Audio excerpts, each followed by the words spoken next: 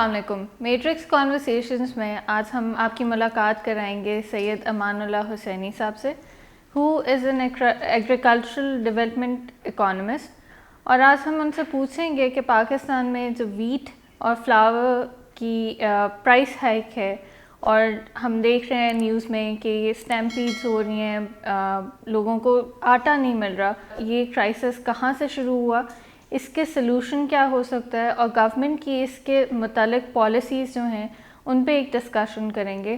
Sir, thank you for taking out time to be here. شکریہ رمشا, آپ نے مجھے موقع دیا اپنے خیالات بتانے کا, اور آپ کے سامعین کو کچھ اس معاملے میں, اس بارے میں کچھ حقائق سے آگاہی کروں. سر, پاکستان نے پچھلے سال سے اب تک 80% فوڈ انفلیشن دیکھا ہے. گزشتہ کچھ مہینوں سے ہم دیکھ رہے ہیں کہ فلاور کے پیچھے, ویٹ پرائسز کے پیچھے کتنی اسٹیمپیڈز ہوئی ہیں, کتنی لوگوں کی جان گئی ہے. تو ایک تو پرائس ہائیک ہوئی کیوں ہے, اینڈ اس کے بعد آگے آپ کیا دیکھ رہے ہیں کہ فلاور کے پرائسز میں کیا انکریز ہوگا؟ دیکھیے, جو گندم کی پرائسز یا قیمتیں اس پہ ڈیپینڈ کرتی ہیں کہ ملک میں کتنی پیداوار ہوئی, اور دوسرا یہ کہ جو پیداواری لاگت ہے وہ کس حساب سے بڑھی ہے. تیسرا یہ ہے کہ ہماری جو گندم کی پیداوار ہے اس میں سے نہ صرف ملک کے اندر اس کی کھپت ہے, ضرورت ہے, بلکہ وہ دوسرے ملکوں میں بھی, خاص طور پہ افغانستان, کچھ لوگ کہتے ہیں کہ ازبکستان تک بھی وہ اسمگل ہو جاتی ہے. تو اس کے کئی عوامل ہیں. نمبر ایک یہ کہ جو اس وقت پیداواری ہے فی ایکڑ وہ اسٹیبل ہے, اس کے اندر کوئی خاطر خواہ اضافہ نہیں ہو رہا ہے, اور جو پاپولیشن ہے وہ بڑھتی جا رہی ہے. تو پاپولیشن کوئی 2.5% سے لے کے 3% تک بڑھ رہی ہے, تو گندم کی پیداوار بھی اسی حساب سے بڑھنی چاہیے. دوسرا یہ کہ گندم کی پیداوار کی ایک تو ہمارا نہری نظام ہے, وہاں پیدا ہوتی ہے, دوسری ہوتی ہے بارانی علاقے میں. اگر بارانی علاقے میں وقت پر بارش ہو جائے تو پیداوار پورے ملک میں بڑھتی ہے. اگر بارانی علاقوں میں بارش نہ ہو تو ہماری ٹوٹل پیداوار میں کمی آ جاتی ہے. تو اس میں دونوں فیکٹر ہیں جو کسان کے یہ کسی کے بس میں نہیں ہے. مثلا موسم کا سازگار ہونا, جیسا ابھی بارشیں ہوئی اور ژالہ باری بھی, اس سے نقصان ہوا. جو پچھلے مہینوں میں جو پانی بارش کا اور سیلاب آئے تھے اس کی وجہ سے زمین وقت پہ تیار نہیں ہو سکی, اور پھر موسم کی تغیرات کی وجہ سے پیداوار کم ہوئی. تو اس سال ایریا بھی کم ہوا اور قیمت اسی حساب سے پیداوار بھی تھوڑی کم ہوئی ہے. اب یہ ہے کہ جو پیداواری لاگت ہے, مثلاً کھاد کی قیمتیں اور جو اس کے اوپر دوائیاں لگتی ہیں, یا وہ جو ٹریکٹر سے ہل چلاتے ہیں یا ٹیوب ویل سے پانی دیتے ہیں, ان سب کی قیمتیں بڑھ گئی ہیں. تو لامحالہ کسان کی جو منافع ہے یا محنت کا صلہ ہے وہ بھی کم ہوتا جا رہا ہے. تو اگر ہم اس کو ریگولیٹ کر لیں کسی طرح, جو اسمگلنگ ہے, تو اس سے بہت فرق پڑ سکتا ہے. اب ٹھیک ہے, جو ہمارا فوڈ بیلنس یا ویٹ بیلنس بنتا ہے اس میں ہماری اپنی لوکل ضرورت کے علاوہ ہم یہ بھی اس میں ایکویشن میں رکھتے ہیں کہ ہمیں افغانستان کتنی بھیجنی پڑے گی. دوسری چیز ہوتی ہے اسٹریٹجک ریزروز. اس کو حکومت پروکیورمنٹ کرتی ہے کہ وہ جو اسٹریٹجک ریزروز ہیں اور جو عوام کو گندم پہنچتی رہے, تو وہ پروکیورمنٹ کرتی ہے. فرسٹ رائٹ گورنمنٹ کا ہوتا ہے, اور پرائس ایک وہ ریفرنس پرائس ہر سال اناؤنس کرتے ہیں کہ پیداواری لاگت کے حساب سے یہ ایک پرائس ہونی چاہیے. اس سے پھر پاسکو بھی پروکیورمنٹ کرتا ہے اسٹریٹجک ریزروز کے لیے. تو وہ جب ریزروز جو پروکیورمنٹ ٹارگیٹس پورے ہو جاتے ہیں تو پھر وہ اوپن مارکیٹ میں بکنی شروع ہوتی ہے. اب یہ بھی سوال ہے کہ جو ریفرنس پرائس حکومت مقرر کرتی ہے وہ فارمر کو ملتی ہے یا نہیں ملتی ہے. اس کے اندر بھی بڑے مسئلے ہیں.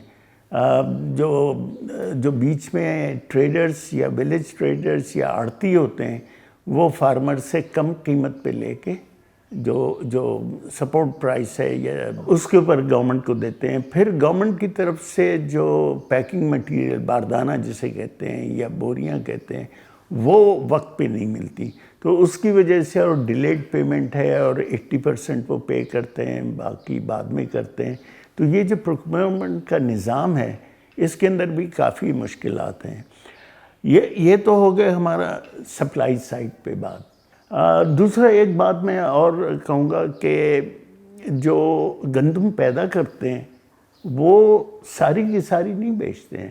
وہ اپنے پورے سال کا جو ان کی ضرورت ہے وہ رکھ لیتے ہیں. بیچتا کون ہے؟ بڑے زمیندار جن کے پاس ان کا گھر کے لیے تو وہ اپنا وہ بھی رکھ لیتے ہیں مگر باقی وہ بیچتے ہیں.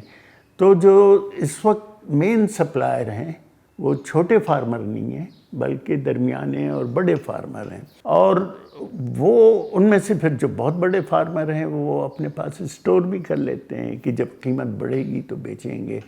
پھر ٹریڈرز ہیں وہ اسٹور کر لیتے ہیں اور وہ ریلیز نہیں کرتے. تو جو اس میں سے ایک تو نیچرل ریزنز ہیں. دوسرے یہ جو لوگوں کو پیسہ کمانے کی حرص ہے جس کی وجہ سے وہ اسٹور کرتے ہیں اس کی وجہ سے وہ وقت پہ نہیں آتی. دوسرا آپ کو پتہ ہوگا کہ یہ جو گورنمنٹ کے اسٹوریج ہیں وہ اچھے نہیں ہیں. اس میں سے کافی ضائع ہو جاتا ہے اور کچھ واقعی ضائع ہوتا ہے اور کچھ چوہے کھا جاتے ہیں. تو یہ گندم پھر ایشو پرائس کے اوپر یہ فیکٹریز کو دیتی ہے، فلاور ملز کو دیتی ہے. فلاور مل اپنا ایڈ کر کے جو خرچہ ہے پسائی کا وہ پھر آگے دیتے ہیں. اب مسئلہ یہ ہے کہ وہ جتنا خریدتے ہیں فلاور ملز وہ کیا صحیح جگہ تک پہنچتے اور صحیح ریٹ پہ دیتے ہیں وہ نہیں. دوسرے ہمارے جو اسٹوریجز ہیں وہ بہت ہی انسائنٹیفک ہیں. آپ اگر ٹریول کریں روڈ سے تو روڈ کے پاس سے آپ کو نظر آتے ہیں کہ وہ پلیٹ فارمز یا تھلے جسے کہتے ہیں وہ بنے ہوئے ہیں. اس کے اوپر بوریاں ہیں اور ترپال سے ڈھکی ہوئی ہیں. تو اس کا مطلب ہے کہ وہ بارش اور ہیومیڈیٹی اور دوسری چیزیں سے وہ بچ نہیں سکتی تو وہ کوالٹی بھی امپروو ہوتی. تو ایک اس کا یہ ہے کہ پروڈکشن اور سپلائی کا ایک نظام کمزور ہے. دوسرا ڈسٹریبیوشن کا. فلاور ملز بیچتے ہیں اور وہ اس میں سے فائن اور یہ وہ نکال لیتے ہیں اور اس کے بعد بیچتے ہیں. اور وہ بھی چونکہ اسٹور کر لیتے ہیں حالانکہ اجازت نہیں ہے ان کی مگر پھر وہ کسی زمیندار کے پاس رکھوا لیتے ہیں یا ایسے اسٹور میں رکھوا لیتے ہیں. تو جو ایک اسٹڈی فلو ہے وہ نہیں ہوتا. مجھے یاد ہے ایک انڈیا میں جو فوڈ منسٹر تھے فخر الدین نام تھا. انہوں نے کیا کیا کہ گندم خرید لی اور اس کو اسٹور کر لیا اور جب گندم کی کمی آ گئی تو انہوں نے ایک دم سے اسٹور ریلیز کر دیے. تو جو اسٹاکسٹ تھے وہ پریشان ہو گئے. انہوں نے کہا آپ تو ہماری روزی پہ لات مار رہے ہیں. انہوں نے کہا پبلک کی روزی اس میں زیادہ ضروری ہے اور آپ یہ نہ کریں، اس کو ریگولیٹ کریں. تو یہ جو ریگولیشن کا ہے وہ صحیح ہونا چاہیے. باقی جو ایک مسئلہ ہے وہ ٹریکنگ کا ہے. ٹریکنگ کا کوئی نظام نہیں ہے کہ گندم جس نے پیدا کی اس نے اسٹاکسٹ کو تاجروں کو بیچی اور وہاں سے مل والوں نے خریدی. تو یہ پورا نظام ہونا چاہیے کہ کس نے خریدی، کتنی خریدی، کسے بیچی، کس فلاور مل میں آئی اور کہاں گئی. انڈیا میں انہوں نے جو کارڈز بنائے وہ 2-3 کلر کے بنائیں. ایک تو یہ کہ جو غریب لوگ ہیں ان کے کارڈ, ان کو نہ صرف گندم, نہ اجناس, ایون مٹی کا تیل ایک ڈیفرنٹ ریٹ پہ ملتا ہے. اور پھر دوسرے رنگ کا کارڈ ہے وہ ان کی سبسڈی کم ہو جاتی ہے. اور جو امیر ہیں ان کے لیے تو پھر 0 سبسڈی ہے. تو سر اسی چیز کو اگر تھوڑا آگے لے کے چلیں, ہمارے ملک میں ویٹ کرائسس ہے, لیکن اس کے باوجود جب ہماری گورنمنٹ فری آٹا دے رہی ہے, یہ کس حد تک ایک اچھی اسکیم ہے, یا اس کے پیچھے کیا بیسک ریزن کیا ہے؟ پہلی بات تو فری آٹا دینا نہیں چاہیے, اور اگر دینا چاہیے تو ٹارگیٹڈ لوگوں کو دینا چاہیے. جو بے روزگار ہیں, جو بہت ہی غریب ہیں, ان کو دینا چاہیے. مگر آپ آٹا ضرور فری میں بھی دیں تو کوئی طریقے سے دیں, کہ آپ ان کو جو لوکل NGOs ہیں ان کے طور پہ BSIP کے جو رجسٹرڈ لوگ ہیں ان کو دیں. تو جب آپ کہیں گے کہ یہ ٹرک لے کے جائیں اور یہ فری میں آٹا ہے, تو جو حقدار ہے یا جس کو ضرورت نہیں ہے وہ ہر کوئی لوٹنے کے لیے آئے گا. پھر اس میں مسائل آئیں گے. اور پھر عزت نفس کا بھی خیال رکھنا چاہیے. آپ بھکاری تو نہیں بنائیں نا لوگوں کو. آپ کئی NGOs ہیں جو عزت سے ان کی عزت نفس کو مجروح کیے ہوئے ان کے گھر پہ لے جا کے دے رہے ہیں. تو آپ ڈسٹریبیوشن کا نظام اپنے سیاسی فائدے کے لیے دکھانے کے لیے اگر آپ کریں گے تو یہی ہوگا کہ نیت کیا ہے اور طریقہ کار کیا ہے. تو جس طریقے سے اس وقت ہو رہا ہے, اور پھر بعض امیر لوگ, آپ جائیں ڈیفنس میں یا اچھے متبل علاقے میں, وہاں دیکھیں لائنیں لگی ہوئی ہیں اور وہ آٹا تقسیم کر رہے ہیں. بھائی آپ اللہ کے لیے کر رہے ہیں یا دکھانے کے لیے کر رہے ہیں کہ بھئی وہ بہت سخی ہے, اس نے اتنی تقسیم کی؟ آپ لے جا کر کے وہ NGO کو دے دیں جو آپ کے علاقے میں کام کر رہی ہے. اور ان کے پاس بڑا اچھا ڈیٹا بیس ہے کہ کون لوگ غریب ہیں, کون حقدار ہیں, وہ ان کو گھر پہ پہنچا دیں گے. اس کے بجائے آپ نے تو فلم بنوانی ہے اور اس میں بیچارے لوگ مارے بھی گئے. اور بعض وقت جو میں نے یہ کلپس دیکھی ہیں, کوئی 2-2, 3-3 بوری لے کے جا رہا ہے اور بعض کو ایک بھی نہیں مل رہی ہے. تو اس کا مطلب ہے کہ جو تقسیم کا نظام ہے وہ غلط ہے. تو میرا یہ خیال ہے کہ اگر ہم ریشن کارڈ سسٹم کر دیں جس میں آپ نان بھائیوں کا بھی اکاؤنٹ رکھیں کہ ان کو کتنی دینی ہے. میں نے یہ سنا ہے, فزیکلی دیکھا نہیں ہے, کہ ایران میں نان بھائیوں کو کوٹا ہے اور فکس پرائس ہے, ان کو گورنمنٹ سے آٹا ملتا ہے کہ بھائی آپ کتنی روٹیاں دن میں لگاتے ہیں اور بیچتے ہیں, اور روٹی کی قیمت اس طرح کم رکھی ہے. تو کئی طریقے ہیں جو جیسے کہتے ہیں نا, پولیٹیکل ول بھی چاہیے اور نیت بھی چاہیے. سر فیوچر پالیسیز کیا ہونی چاہیے گورنمنٹ کی when it comes to wheat, and especially Pakistan being an agricultural country, اگر ہمیں امپورٹ کرانی پڑ رہی ہے ویٹ, یا ہمیں اتنا گریو کرائسس یا شارٹیج دیکھنا پڑ رہا ہے, تو گورنمنٹ کی پالیسیز اس کے متعلق کیا ہوں گی؟ جو یہ پرائس فکس کرتے ہیں, اس کا جو سب سے بڑا جو مجھے اعتراض ہے وہ یہ کہ پرائس ہوتی ہے سپلائی اور ڈیمانڈ پہ. تو آپ چھوڑ دیں, آپ پرائس فکس نہ کریں. آپ کی 70% آبادی دیہات میں رہتی ہے. جو غریب کسان ہیں وہ اپنا گندم رکھ لیتے ہیں, جو امیر کسان ہیں وہ بھی اپنا گندم رکھ لیتے ہیں. تو یہ مسئلہ کس کا ہے؟ شہریوں کا. اگر آپ اس نظریے سے کام کریں کہ شہر میں کس طرح ڈسٹریبیوشن سسٹم ہو تو یہ بڑا فرق پڑے گا. جو تنخواہ دار ہیں یا جو شہر میں جو مزدور ہیں ان کے لیے چاہیے نا. تو ان کو اگر آپ بالکل مارکیٹ پہ چھوڑ دیں تو وہ بھی صحیح نہیں ہے. گورنمنٹ پروکیور کرے, کمپیٹیٹیو پرائسز پہ کرے, اور اس کے بعد جو شہر کے اندر یہ جو تقسیم کا نظام ہے, ration cards is a very good addition. باقی اگر آپ اسٹرکچرل پہ دیکھیں تو ایک کسان ہے درمیانہ یا بڑا, وہ اگر گندم اسٹور کرنا چاہے تو وہ اس کے لیے پراپر اسٹوریج ہونا چاہیے, پراپر اکاؤنٹنگ ہونی چاہیے, جو ٹریکنگ ہے کہ یہ پروڈکٹ کہاں سے چلا اور کہاں جا رہا ہے, اس کو آرگنائز کرنے کی ضرورت ہے.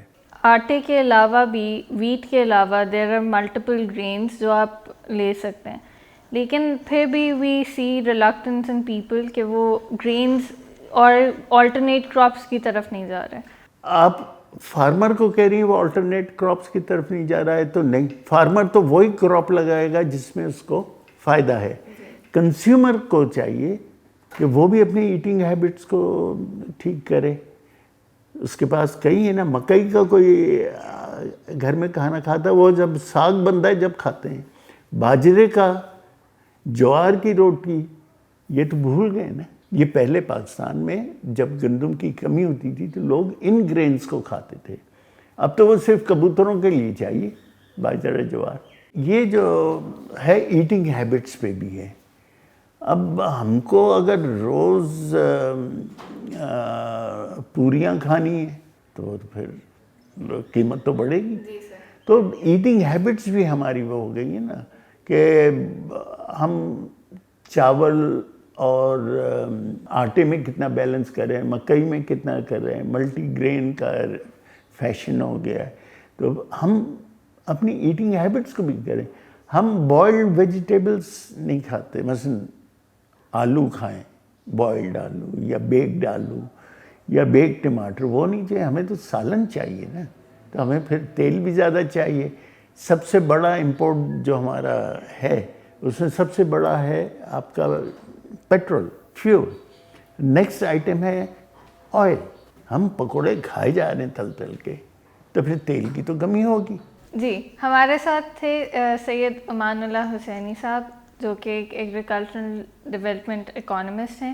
امید ہے کہ آپ کو یہ ایپیسوڈ پسند آئی ہوگی. Please like, share and subscribe two matrix media. ملتے ہیں آپ سے نیکسٹ وینسڈے کو. Thank you.